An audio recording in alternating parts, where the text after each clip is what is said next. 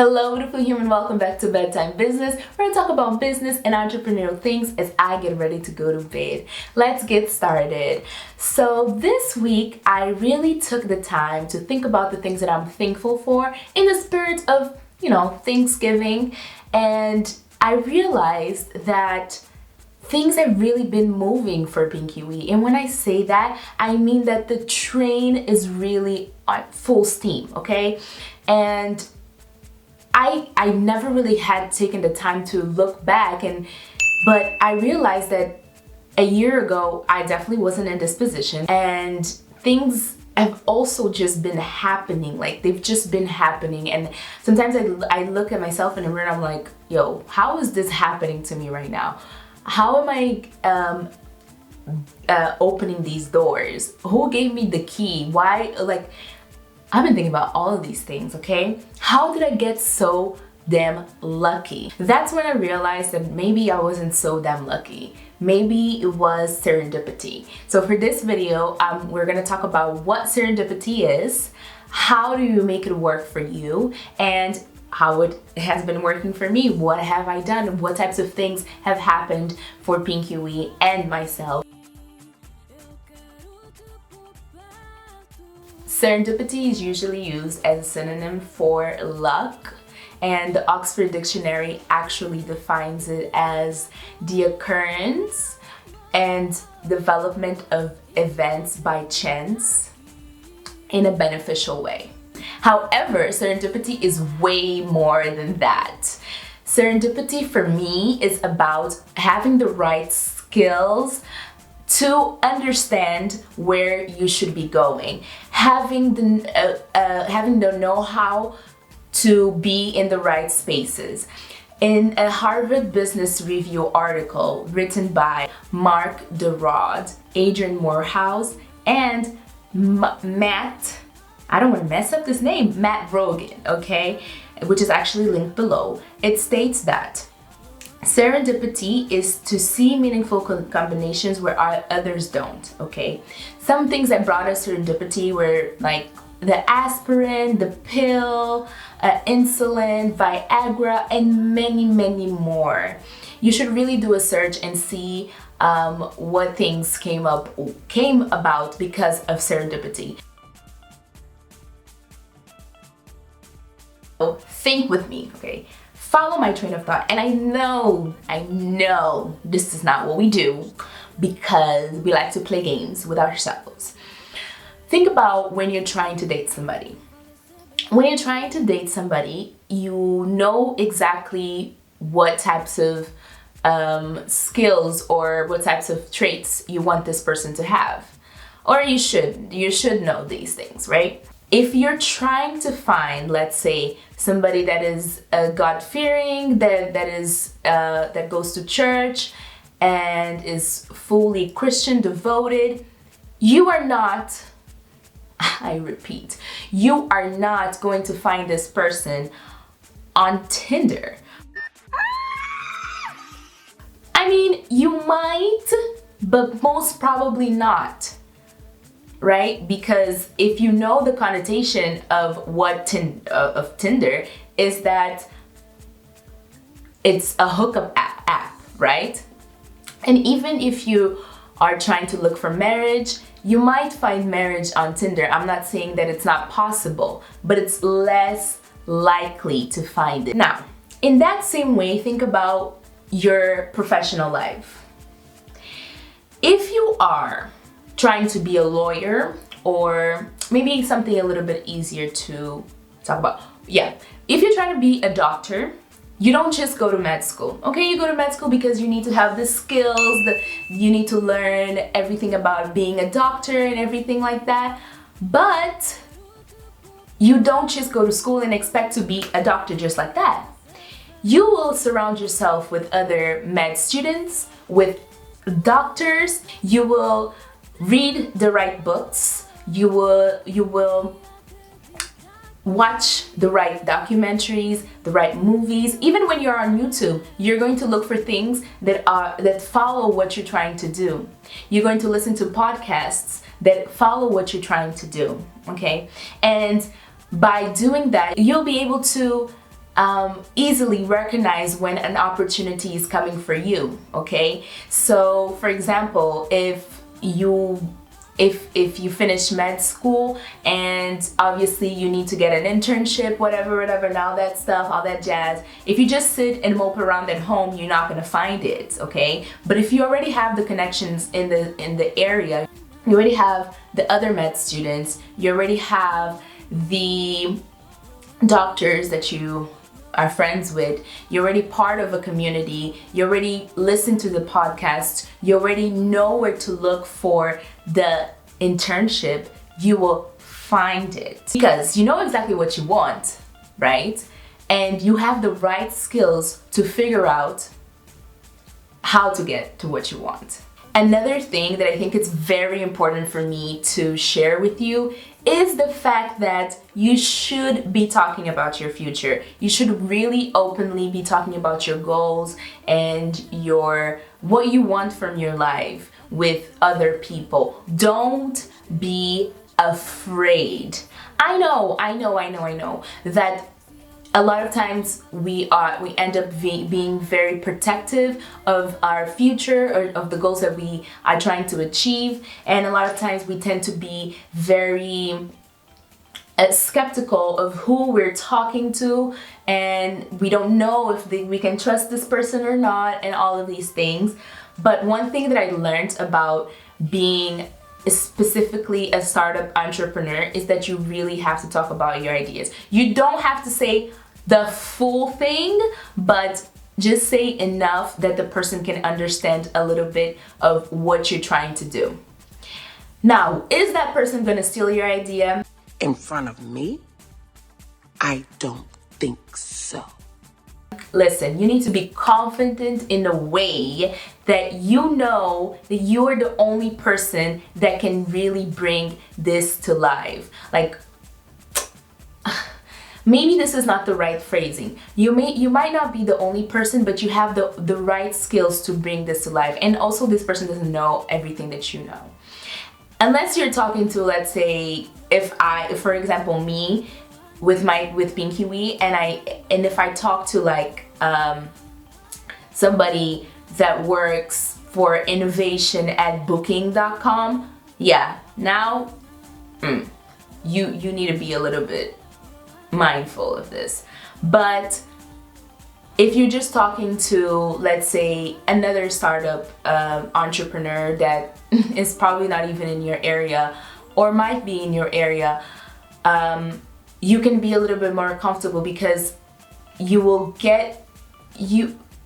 not only get mentorship, but also you will get people thinking about you whenever things happen in your area. How have I been making it work for me? Okay, guys. Let's get into this combo, okay? When you put up on LinkedIn that you have a business and this is your business, okay? You will get a lot of people coming to you about so many different things that have to do with your startup or your business, okay? And that right there is you making serendipity work for you, because if the right people talk to you and you don't even have to, like, you know, dig a hole trying to find these people, that's the best. That's the best, I'm telling you. I'm telling you. This year has been really weird because Coronavirus! Because all of a sudden we can't even travel, all of a sudden we can't even go anywhere, we can't do anything, and it's just felt like it was not the right time. It just felt like it wasn't the right idea. It just felt like it wasn't the right thing for me to do. Maybe I should try to find a 9-to-5 right away. But because I already had gone to the pre-seed accelerator, I had the right connections during quarantine to keep going, to keep working, okay? I had already found my developer. Cool. And at that point, I actually had built a little bit of a team. Right now, I don't really have a team, but we're working on that. Okay, we're working on that. The connections that I got from being at the Pre-Seed Accelerator really came into play during quarantine, okay? I also got contacted by different entities in Portugal, like the Portuguese travel tech community, okay? Now, me being a part of the Portuguese travel tech community allowed me to, one, know what's happening in the travel tech world here in Lisbon and everywhere. It allowed me to find the right events for me to attend, where I could find the right people, even though it was at home, okay? It allowed me to find the right people to talk to, okay? And it created like a little bit of a support system. I wouldn't go to, let's say, the World Tourism Market, I think it was like 2 or 3 weeks ago, if it wasn't for me being in the travel tech community. I got an email from the World Tourism Market saying, we think that you should come. And I was like, bet, okay, bet. Other people paid for the tickets, but me, I was asked to go.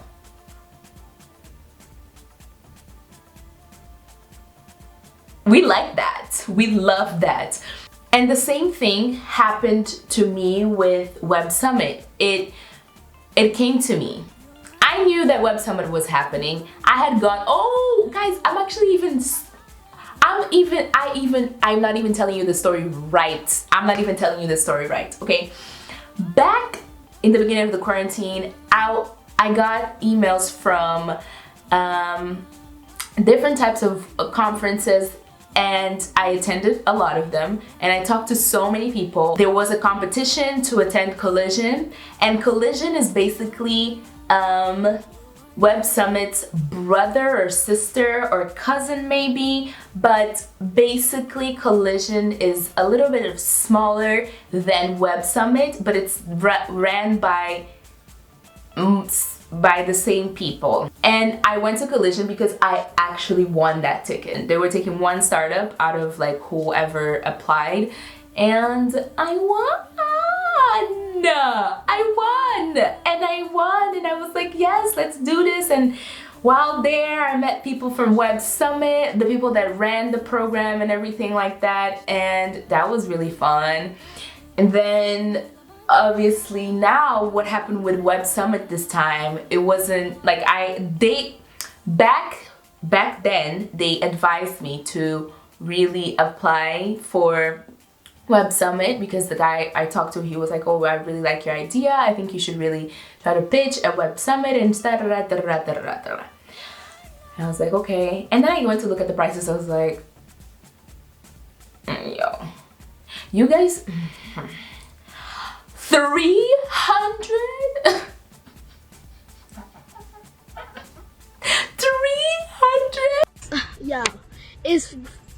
Yeah, I don't even know what to say. Excuse me? I don't think so. So I was like, you know what? I'm gonna leave it up to the universe, and the universe is gonna do something about it, and something's gonna happen. Something's gonna happen. Something's gotta give, okay? So then, fast forward to, I think it was a month ago, or two almost, yeah. A friend of mine was like, oh, Jennifer, we need to go to this. We need to go to Web Summit, and they're having like a little competition again for us to win tickets. And I entered the competition and I won.